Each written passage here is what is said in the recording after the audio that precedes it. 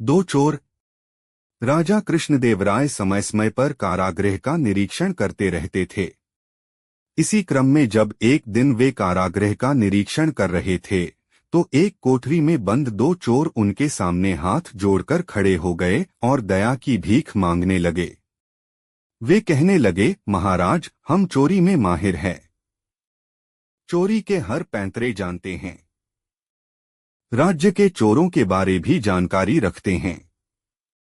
यदि आप दया कर हमें छोड़ देंगे तो हम आपके गुप्तचर बन उन चोरों को पकड़वाने में आपकी सहायता करेंगे। महाराज ने उन दो चोरों को छोड़ तो दिया, लेकिन एक शर्त भी रख दी। शर्त अनुसार उन्हें तेनालीराम के घर से बहुमूल्य वस्तुओं की चोरी करनी थी। सफल रहने पर उनकी महाराज के गुप्तचर के रूप में नियुक्ति निश्चित थी, लेकिन असफल रहने पर उन्हें फिर से कारागृह में बंद कर दिया जाना था।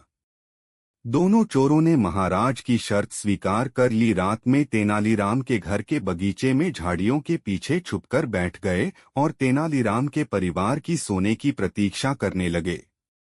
रात का भोजन ग्रहण करने के बाद तेनालीराम रोज की तरह अपने बाग में घूमने निकला तो उसे झाड़ियों के पीछे कुछ हलचल महसूस हुई।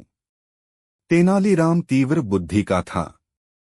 उसने अंदाज लगा लिया कि हो न हो घर में चोर घुस आए हैं, लेकिन वह सामान्य बना रहा। उसने चोरों को ये भनक नहीं लगने दी कि उसे उनके होने का आभास हो गया है।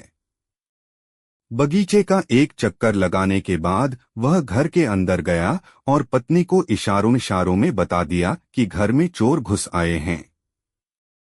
फिर चोरों की सुनाते हुए ऊंची आवाज में पत्नी से कहने लगा, सुनती हो, इन दिनों राज्य में चोरी की वारदात बढ़ गई है। हमें भी सतर्क रहना होगा। क्यों न हम तुम्हारे जेवर और अन्य बहुमूल्य वस्तुएं एक संदूक में भरकर कुएं में छुपा दें।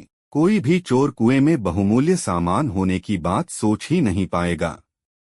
पत्नी ने हामी भर दी। उसके बाद तेनालीराम एक संदूक लेकर बाहर आया और उसे जाकर कुएं में डाल दिया।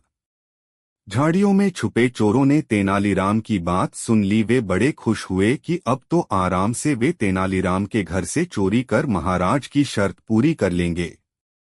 वहीं बैठकर वे तेनालीराम के परिवार के सोने की प्रतीक्षा करने लगे। जब तेनालीराम का परिवार सो गया तो वे झाड़ियों से निकले और कुएं के पास गए।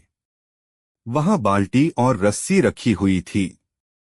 बिना देर किए वे बाल्टी से कुएं का पानी निकालने लगे और बगीचे में फेंकने लगे। पूरी रात वे कुएं से पानी निकालते रहे। भोर हो गई तब कहीं वे कुएं से संदूक निकालने में कामयाब हो सके।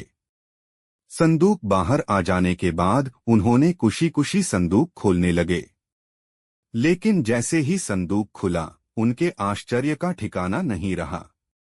उसमें जेवर या बहुमूल्य वस्तुएं नहीं बल्कि पत्थर भरे हुए थे। उन्हें समझते देर नहीं लगी कि वे तेनालीराम द्वारा मूर्ख बनाए जा चुके हैं। तेनालीराम भी तब भी उठ चुका था। वह चोरों के पास गया और अपने बगीचे को सींचने के लिए धन्यवाद देने लगा। दोनों चोर बहुत शर्मिंदा हुए। तेनालीराम ने महाराज के सैनिकों को बुलवा भेजा था। कुछ ही देर वे तेनालीराम के घर पहुंच गया और दोनों चोरों को ले जाकर कारागृह में डाल दिया गया।